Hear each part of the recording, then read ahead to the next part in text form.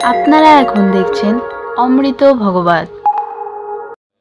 চত্তারো ঋষ অমলয়ম সৎসঙ্গত্থ সময়তা দদৃশুস্তত নারদম।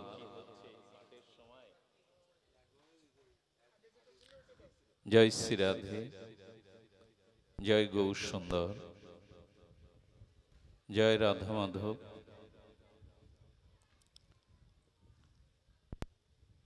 বদ্রী নারায়ণ, এটি গঙ্গা তীরস্থ একটি বিশালকায় সাধনপীঠ, সাধনভূমি।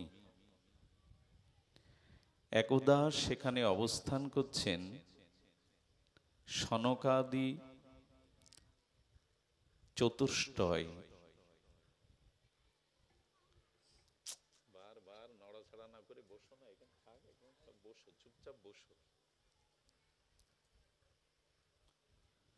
ঋষি অমলাত্মা বিমলাত্মাগণ, তারা 4 জন।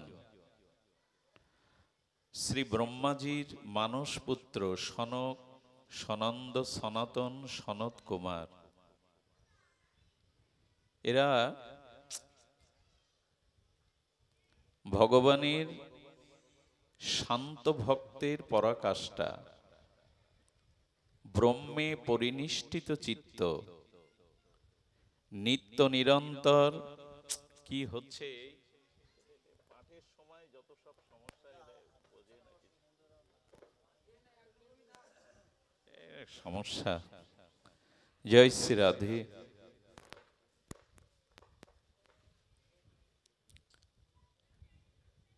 তো এই অমলাত্মাগণ, এই মাইক বন্ধ করে বক্সে দাও, বারবার পাঠের সময় ওই একই সমস্যা, বক্সে দাও। জয় শ্রী রাধে। একটু ভলিউম বাড়িয়ে দাও সামান্য। জয় শ্রী রাধে। হাত দিও না, থাকো। আমাদের এই দক্ষিণাঞ্চলে তো সময় স্বল্প, আমরা মূল সূত্রে চলে যাই। এই ঋষিগণ বদ্রিকাশ্রমে গঙ্গা তীরস্থ বিশালকায় এই সাধন ভূমিতে সৎসঙ্গ করতেন। এরা সৎসঙ্গ করতেন এই জন্য যে জগৎকে জানাচ্ছেন যে বিবেক যদি জাগাতে হয় সৎসঙ্গ ছাড়া কোনো উপায় নাই। এই জাগতিক যে অপরা বিদ্যা, জাগতিক যে কি হচ্ছে এগুলো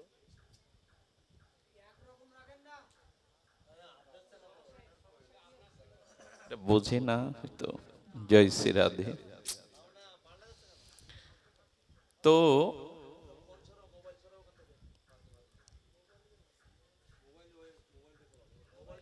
বিনা সৎসঙ্গে কারো বিবেক জাগে না। বিদ্যা 2 প্রকার, পরাবিদ্যা, অপরাবিদ্যা। এই জগতে পদ প্রতিষ্ঠা, অর্থকারী বিদ্যা বিশ্ববিদ্যালয় থেকে অর্জন করা যায়।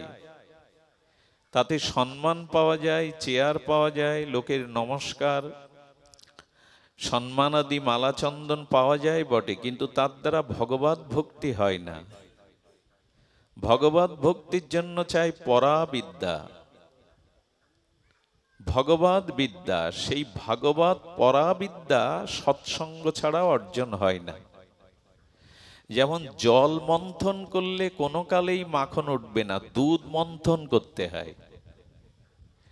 দুগ্ধ মন্থন ক্রিয়াজাত উৎকৃষ্ট মাখন ওঠে, জল মন্থন করলে মাখন উঠবে না। তেমন সৎসঙ্গ না করলে, সৎসঙ্গে হরিকথা প্রসঙ্গ অর্চন চর্চা পরিচর্যা না করলে কারো বিবেক কখনো জাগবে না। এই জন্য তুলসীদাস বলেছেন, বিনো সৎসঙ্গ বিবেক না হই, রাম কৃপা বিনা সুলভ না সই।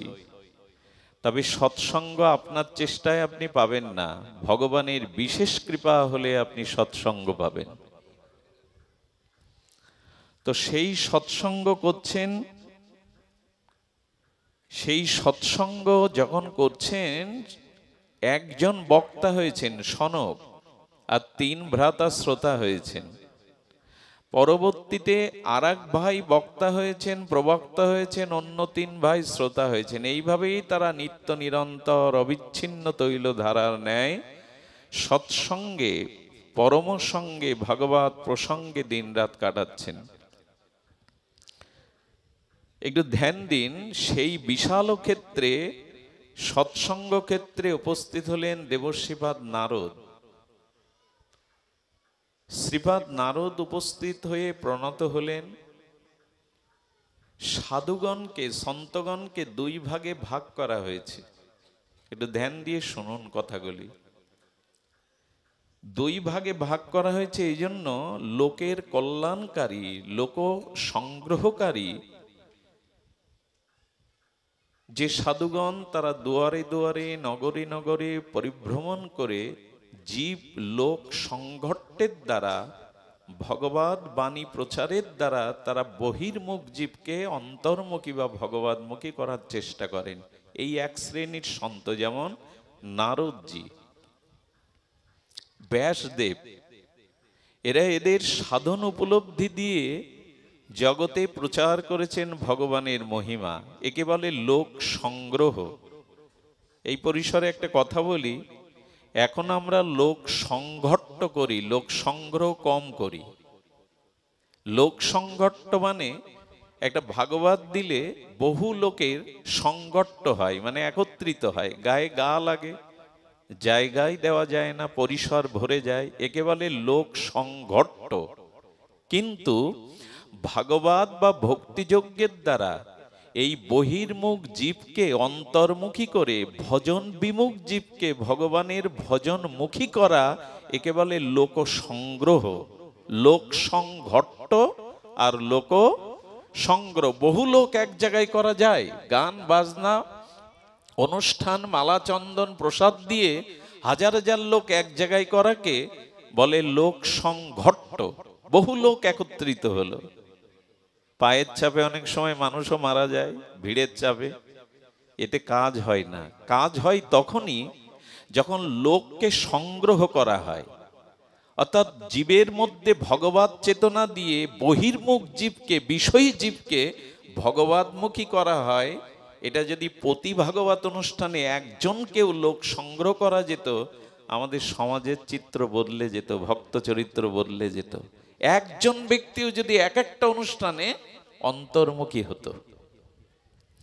এই অন্তর্মুখী করাকে বলে লোক সংগ্রহ। তো সন্ত শিরোমণি ব্যাসদেবাদি, নারদাদি, বাল্মীকি আদি, এরা কি করেছেন? এরা লোক সংগ্রহ করেছেন ভগবানের বাণী প্রচার করে। আর ওই বাচ্চাগুলিকে সরানো কান্তে, কমিটি যারা আছেন ওরা খেলছে, কথা বলছে, একটু সরিয়ে দিন।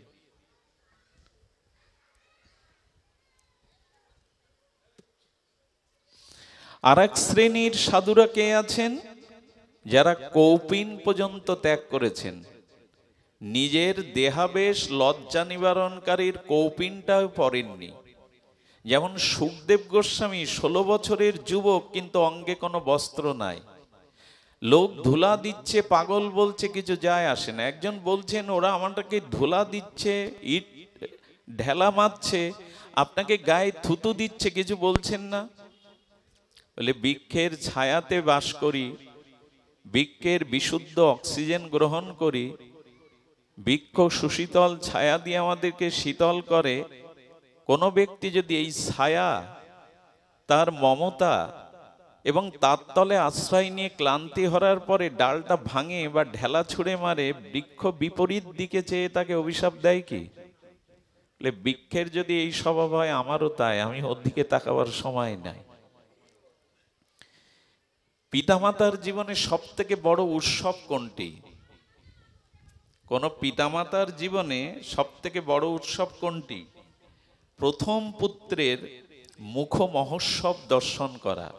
প্রথম যখন সন্তান জন্ম নেয়, তার মুখটা দেখে যে আনন্দ, এটাকে পুত্রমুখ মহোৎসব বলে। এটা পিতামাতার জীবনে সব থেকে বড় আনন্দের। সেই ব্যাসদেব ছুটছে পুত্র রে, তোমার মুখখানা একবার দেখতে দাও, আমি তোমার পিতা ব্যাসদেব, একবার তোমার মুখবদনটা দেখি। এমন ত্যাগী বলছেন কেকার পিতা। পিতা পুত্রের সম্বন্ধ প্রকৃত সম্বন্ধ নয়, ভগবানের সাথে সম্বন্ধই হলো প্রকৃত সম্বন্ধ। ফিরে যান, ফিরে যান আপনি। পিতা পুত্রের সম্বন্ধ চিরন্তন শাশ্বত নয়, ভগবানের সাথে সম্বন্ধই আমাদের। এটি কিন্তু সত্য বলেছেন। এই যুগে এই জন্মে যিনি আমার পিতামাতা, আগামী জন্মে তিনি আমার পিতামাতা হবেন তো? গত জন্মে এরাই কি পিতামাতা ছিল? এই সম্বন্ধটা শুধু এই জন্মের, কিন্তু ভগবানের সাথে সম্বন্ধ আমাদের চিরন্তন, চিরদিনের। এই জন্য বললেন কেকার পুত্র। হয়তো কোনো জন্মে আমি আপনার পিতা ছিলাম, আপনি ছিলেন পুত্র। ফিরে যান। এরাই সর্বত্যাগী, এদের জগতের দিকে তাকাবার দৃষ্টি নাই। তো সুখদেবজি সব ত্যাগ করে চলে গেছেন। তাদের মধ্যে অন্যতম এই সনকাদি ঋষিগণ। তারা কোনো বস্ত্রও পরেন না, ওই বিশালকায় বদ্রিকাশ্রমের গঙ্গা তীরে বসে সৎসঙ্গ হরিপ্রসঙ্গ করে চলেছেন। নারদজি সেখানে উপস্থিত হয়েছেন। এই দুই শ্রেণীর ভক্ত ভগবানের। নারদজি ঋষিগণকে প্রণাম করলেন, কুশল বার্তা বিনিময়ে নারদজি যে কথা বলেছিলেন, এখন মন না লাগলেও আপনাদের শুনতে হবে। খুব মর্মস্পর্শী কথা দেবর্ষিবার নারদ জানাচ্ছেন। নারদ বলছেন, আমি জগতে এসেছিলাম, সমগ্র তীর্থ পরিভ্রমণ করলাম, এই বিশ্ব ব্রহ্মাণ্ড আমি দর্শন করলাম, সব জায়গায় আমি পরিভ্রমণ করলাম, কিন্তু বড় ব্যথা পেয়েছি, বড় কষ্ট বুকে নিয়ে আপনাদের চরণে এসেছি। দেবর্ষিপাদের এই ব্যথা ভরা হৃদয়ের আত্মি ভরা কথাগুলি শুনে সনকাদি বলছেন, আপনি কেন এত ব্যথিত, এত চিন্তিত বলুন। শুনুন আপনারা, আমাদের কথাই বলছেন। অনেক তীর্থক্ষেত্রে আমি ভ্রমণ করে দেখলাম কলিযুগের প্রভাব খুব বৃদ্ধি পেয়েছে। কলিযুগের কালের প্রভাবটা খুব বৃদ্ধি পেয়েছে। কি বৃদ্ধি পেয়েছে? মানুষের জীবনে অর্থ এবং কাম সুখ ব্যতীত মানুষ অন্য চিন্তা করতে ভুলে গেছে, পরার্থ চিন্তা করতে, ভগবান চিন্তা করতে ভুলেই গেছে। কে বলছেন কথা? কে বলছেন? দেবর্ষিপাদ নারদ আমাদের দিকে চেয়ে বলছেন, বর্তমান সময়ের মানুষ দুটি জিনিস নিয়েই তাদের জীবন কাটাতে ব্যস্ত। একটি হলো কাম, আর একটি হলো অর্থ। সহজে বলা যায়, একটি হলো যৌন, আর একটি হলো অন্ন। কি করে ভালো মন্দ খাবো আর কি করে ভোগ করব। আমি বললে কষ্ট পেতে পারেন, কিন্তু দেবর্ষিপাদ নারদ বলছেন ভাগবতে। সারাটি দিন মানুষ কি করে? আমার 50 বছর বয়স হয়েছে, সংসার নিয়ে তো অনেক মাতামাতি হলো, ভোগ বিলাস বিনোদন তো অনেক হলো, ভগবানকে নিয়ে বিনোদন করেছি তো? তাকে সময়টা কিছুটা দিয়েছি তো? এই জন্য দেবর্ষিপাদ নারদ বলছেন, অর্থ এবং কাম সুখ এই দুটি জীবের মুখ্য হয়ে গেছে। ভগবান এখন গৌণ, আরাধনা এখন গৌণ। মুখ্য হয়েছে অর্থ আর কাম বা ভোগ। এই দুটি আমি দেখলাম। কলিযুগের মানুষ অর্থ এবং কামের বাইরে যেতেই চায় না। সত্য কথা বলতে কি, বিলাসমূর্তি শ্রীমন নারায়ণ লক্ষ্মী দেবী কমলা দেবীর মধ্যে কিছু কথা বিনিময় হচ্ছে। শ্রীমান বৈকুণ্ঠ অধীশ্বর নারায়ণ বলছে, লক্ষ্মী, জগতে তোমাকে বেশি চায় না, লোক আমাকে চায়, আমি ভগবান। লক্ষ্মী দেবী মৃদু হেসে বললেন, হে ভগবান, আমি প্রমাণ করে দিতে পারি কলিজীবের যুগের মানুষ আপনাকে চায় না, আমাকে চায়, লক্ষ্মীকে চায়, ভগবানকে চায় না। বলেন, দুজনার মধ্যে তর্ক না করে পৃথিবীতে গিয়ে পরীক্ষাটা হোক, কাকে কে চায় জগতের মানুষ। শ্রীমান বৈকুণ্ঠ অধীশ্বর নারায়ণ ব্রাহ্মণ ভিখারি বেশ, সাধু বেশ ধরে এক ধন্যাঢ্য ব্যক্তির ধর্মশালা করেছেন অনেকগুলো। তিনি ভক্ত নিবাস করেছেন, আহারের ব্যবস্থা, দান ছত্র খুলেছেন। নারায়ণ নারায়ণ সংকীর্তনরত এই সাধু বেশে মহাত্মা যখন উপস্থিত, তাকে পাদ্য অর্ঘ্য দিয়ে আর সাধুকে ভগবান সাধু হয়েছেন, তার প্রতি একটা আকর্ষণ থাকবে না?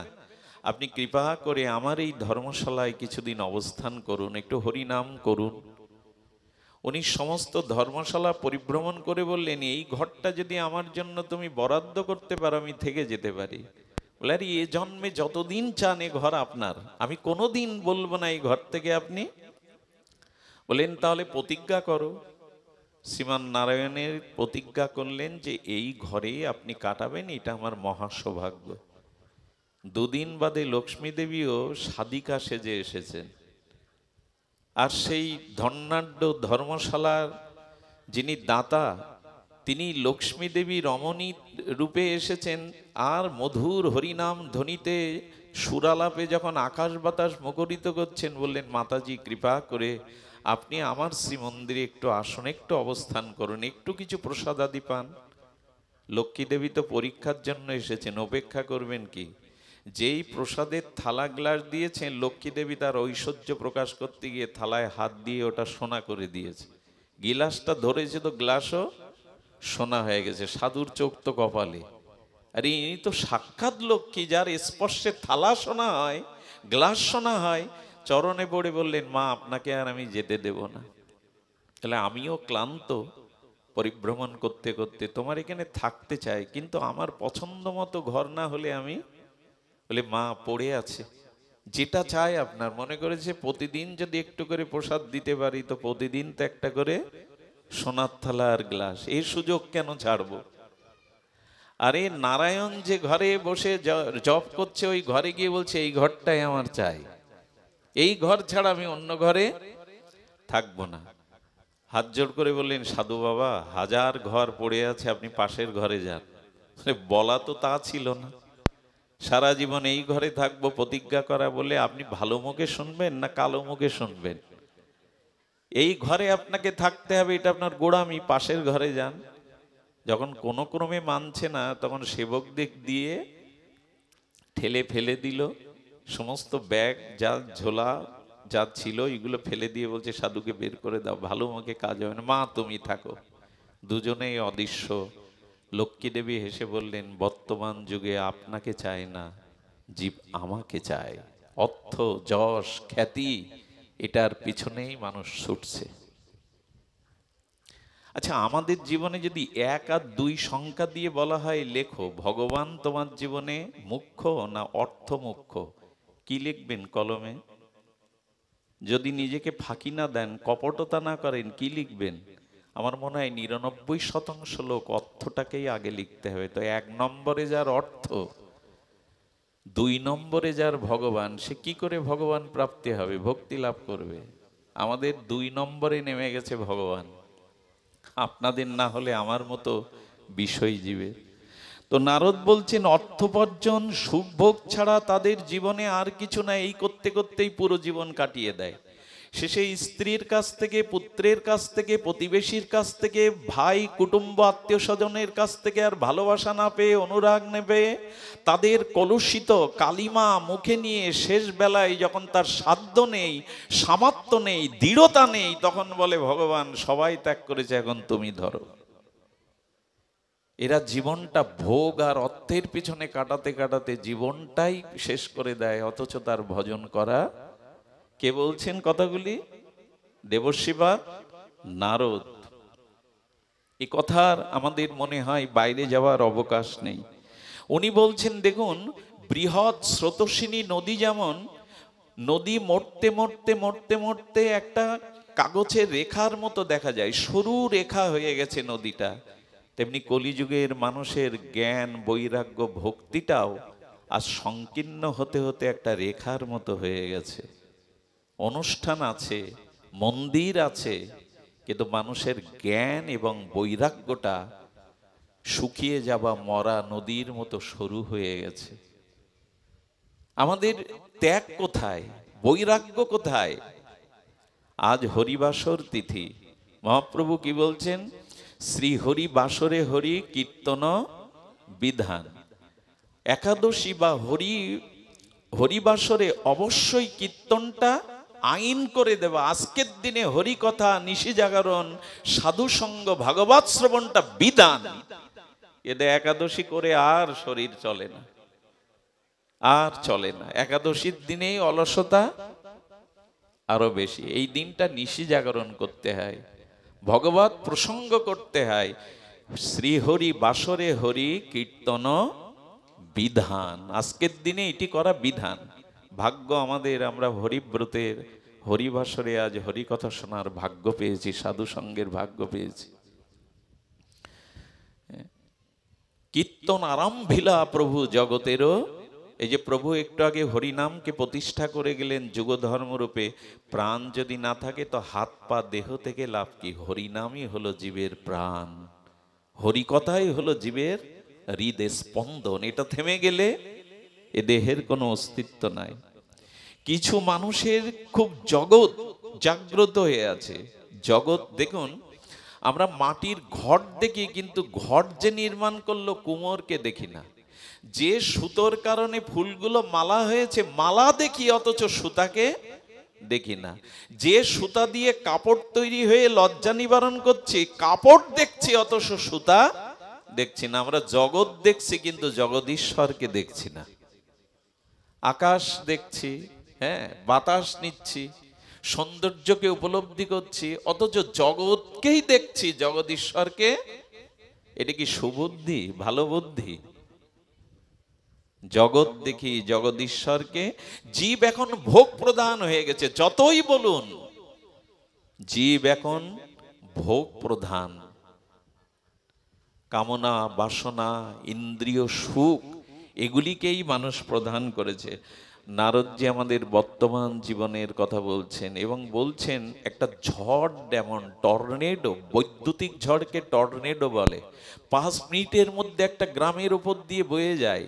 এর চাল ওর চালে, গাছগুলো উল্টে ওর খেতে গিয়ে পড়েছে, লন্ড ভন্ড করে দেয় টর্নেডো মাত্র 5 মিনিটের বৈদ্যুতিক ঝড়ে। তেমনি জীবের কামনা বাসনা ঝড়ে ধর্ম, কর্ম, আদর্শ, বিবেক যেন সব ওলট পালট হয়ে গেছে। তো দেবর্ষিবাদ নারদ বলছেন যে আজ অর্থ মুখ্য হয়েছে, ভগবান গৌণ হয়েছে। ঈশ্বরে বিশ্বাস করি না, ধর্ম মানতে হয় শুধু মুখে মানি, এরূপ নাস্তিকের হৃদয়ে আজ সুপ্তভাবে ভক্তি বিরাজ করছে, জাগ্রত হতে পারছে না।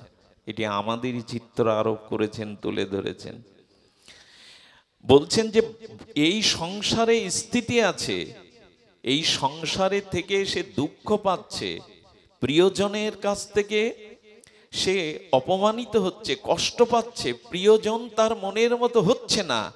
এত কিছুর পরেও তার মনে পড়ছে না সংসার অনিত্য, সংসারে কেউ কারো নয়, সংসার চিরদিনের নয়, এটা দুঃখময়, অনিত্যময়, এটা কাল কবলিতময়।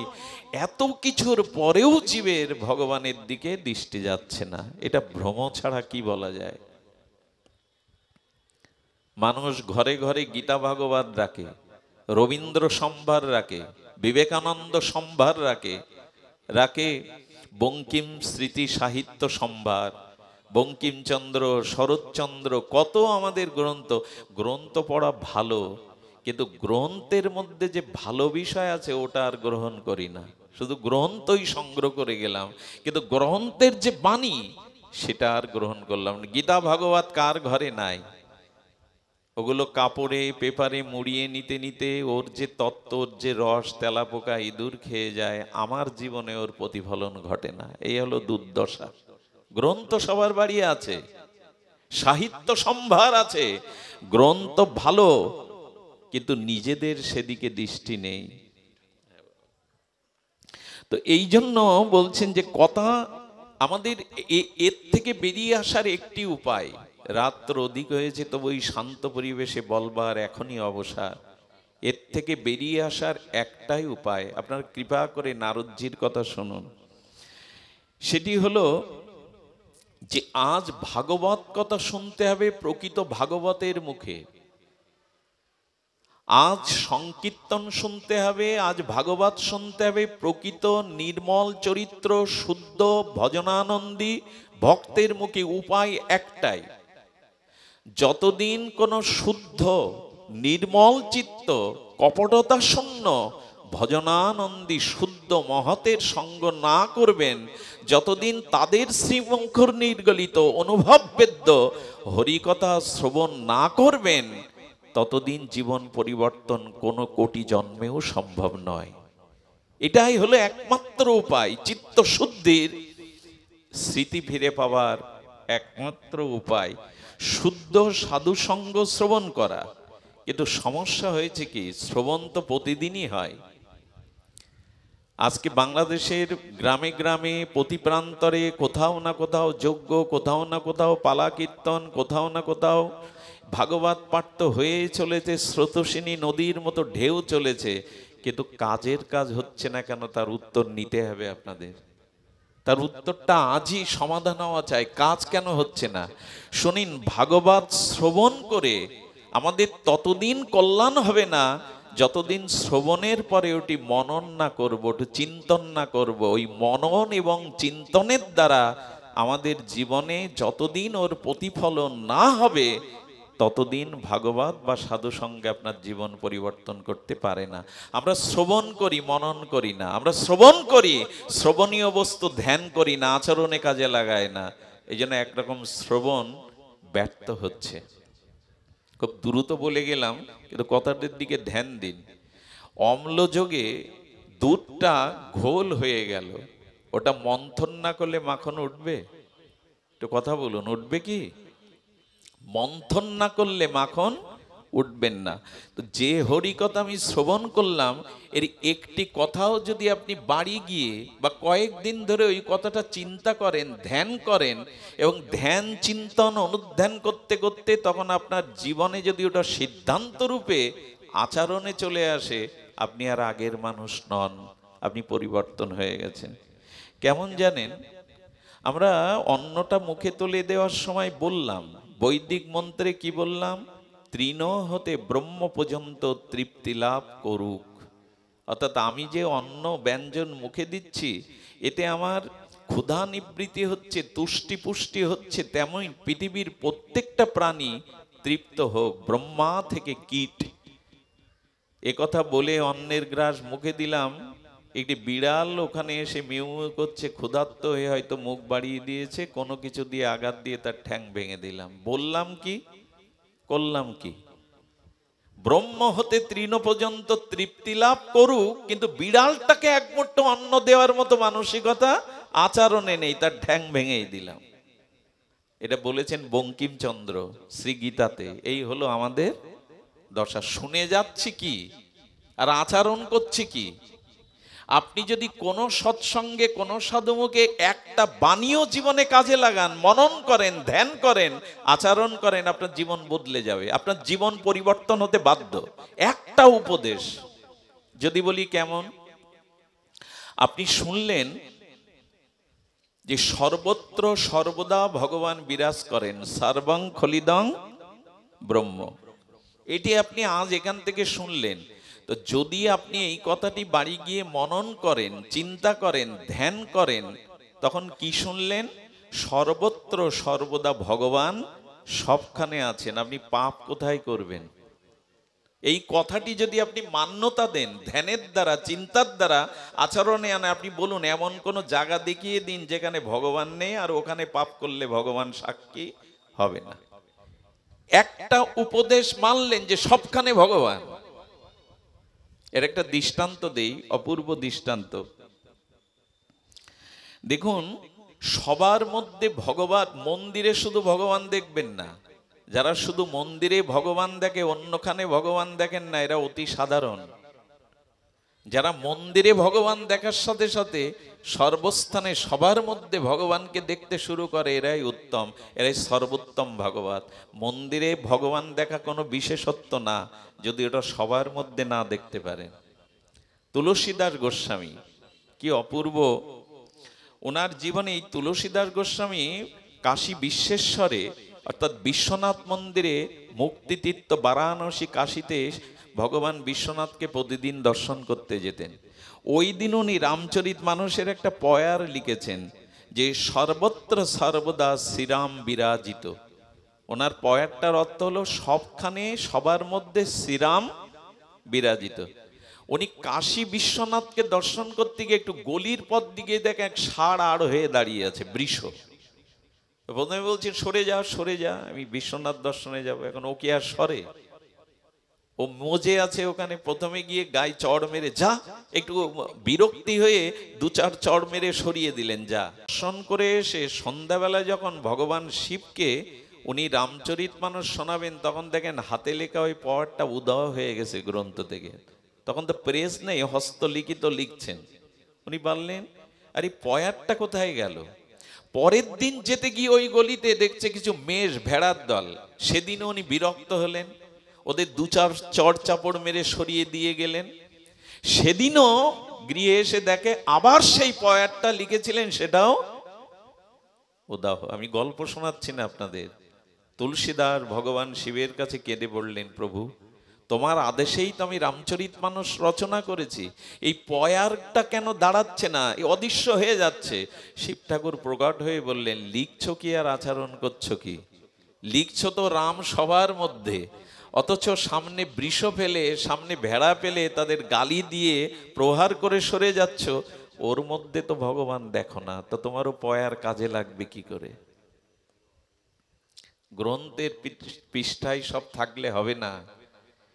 এই ছোট্ট ছোট্ট মৃদু মৃদু কথা শুনতে যুক্তি দিয়ে ভালো লাগলে হবে না। মাখন তুলতে গেলে ঘোলটা মন্থন করতে হবে। তেলটা মন্থন করলেই, সরিষাটা তিলটা মন্থন করলেই কেবল তেল পাওয়া যাবে, ওটা কাছে রেখে দিলে তেল পাওয়া যাবে না। আচ্ছা, দুধ 2 মণ দিয়ে প্রদীপ জ্বালানো যাবে? দুধ দিয়ে প্রদীপ জ্বালানো যাবে? কথা বলুন, যাবে না। কিন্তু 2 মণ না, 2 কেজি দুধ থেকে একটু ঘি, 1 তোলা ঘি তৈরি করুন, ঘি দিলে দেখুন দুধটা মন্থন করেই ঘি হয়েছে। দুধ দিয়ে কিন্তু প্রদীপ জ্বালানো যাবে কি? 2 মণ 5 মণ দিন, কিন্তু ওই সামান্য 2 কেজি দুধ থেকে 1 তোলা ঘি যদি তৈরি করতে পারেন, প্রদীপ জ্বলবে। দুধের মধ্যেই তো ঘি লুকিয়ে ছিল, তাকে মন্থন করে বের করলে জ্বল। আমাদের জীবনও যদি ভক্তির উজ্জ্বল আলোয় জ্বালাতে চান, তাহলে মন্থন করতে হবে, হরিকথাকে চিন্তন ধ্যান করে কাজে লাগাতে হবে। শোনাটা বলাটা খুব বড় না, যদি ওটা আচরণে না আসে।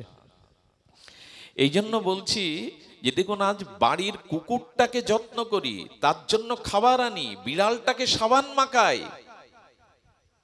অথচ সেই হাত দিয়ে ভগবানের জন্য বাজার থেকে একটা ভালো ফল কিনে এনে ভগবানকে দেই না। এর দ্বারা আশা করেন জীবন সফল হবে? এর দ্বারা আশা করেন যে জীবন ভগবতময় হবে?